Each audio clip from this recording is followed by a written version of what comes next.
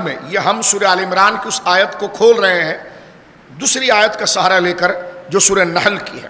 فرمایا واللہ فضل بعضکم علی بعض فی الرزق. سورہ نحل آیت نمبر 71 اللہ فرما رہا واللہ فضل بعضکم علی بعض فی الرزق، اور اللہ نے ہی تم میں بعض کو بعض میں رزق دے کر فضیلت دی ہے. کسی کو کم ملا، کسی کو زیادہ ملا. فرمایا واللہ فضل بعضکم علی بعض فی الرزق، اور اللہ نے تم میں سے بعض کو بعض پر رزق میں فضیلت دی ہے. یہاں پر علماء نے اس کی تفسیر میں لکھا ہے کہ اگر کوئی شخص مالدار ہے یا اس کے پاس مال آ گیا ہے تو یہ اس کی عقل کا کمال نہیں ہے کہ وہ بزنس کو بہت اچھی طرح سمجھتا ہے، بڑا اچھا بیپاری ہے. یہ سب فضول باتیں ہیں. اللہ فرماتا ہے یہ ہمارا فضل ہوتا ہے تو ہم ترقی دیتے ہیں. اس میں عقل کا کوئی دخل نہیں ہے، اس میں سمجھداری نہیں ہے. بڑے بڑے سمجھدار لوگ، بڑے بڑے بیپاری جن کی عقل کچھ نہیں ہوتی وہ ان کے غلام ہوتے ہیں.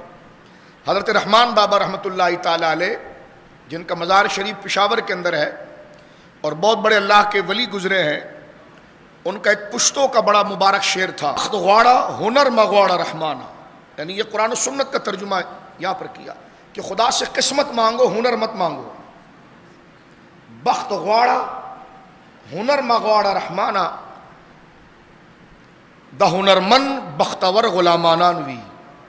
کہتے ایسا دیکھا گیا ہے کہ بڑے بڑے ہنر مند قسمت والوں کے غلام ہوتے ہیں، اور یقیناً یہ دیکھا گیا ہے کہ جو بیپاری یا تاجر ہوتے ہیں ان کی وہ ذہانت نہیں ہوتی جو ان کی مینیجر کی ہوتی ہے اور جو مینج سنبھالنے والے کی ہوتی ہے. تو اللہ نے یہاں فرمایا کہ واللہ فضل بعضکم علی بعض فی الرزق.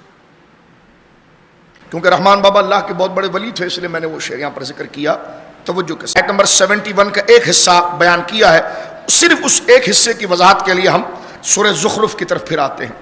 اللہ فرماتا اہم یقسمون رحمت ربک نحن قسمنا بینہم معیشتہم فی الحیات الدنیا. اللہ اکبر. ارشاد ہے کہ کیا وہ آپ کے رب کی رحمت کو تقسیم کرتے ہیں؟ ہم نے ان کے درمیان ان کی روزی ان کی دنیاوی زندگی میں تقسیم کر دی ہے. فرمایا اسی طرح آیت شورا کے اندر سورہ شورا کی آیت نمبر 27 میں ذکر ہوا ہے کہ وَلَوْ بَسَطَ اللَّهُ الرِّزْقَ لِعِبَادِهِ لَبَغَوْا فِي الْأَرْضِ وَلَكِنْ يُنَزِّلُ بِقَدْرِ مَا يَشَاءُ. اب اگر کوئی یہ سمجھے کہ جناب میں تو غریب رہ گیا، اس کو مال زیادہ مل گیا، تو یہاں پر قرآن کریم نے یہ بات ذکر کر دی ہے کہ ہم اگر کسی کو مال کی فراوانی دیتے ہیں تو یہ ہمارا فضل ہے اور ہم اپنے فضل سے اس کو نوازتے ہیں.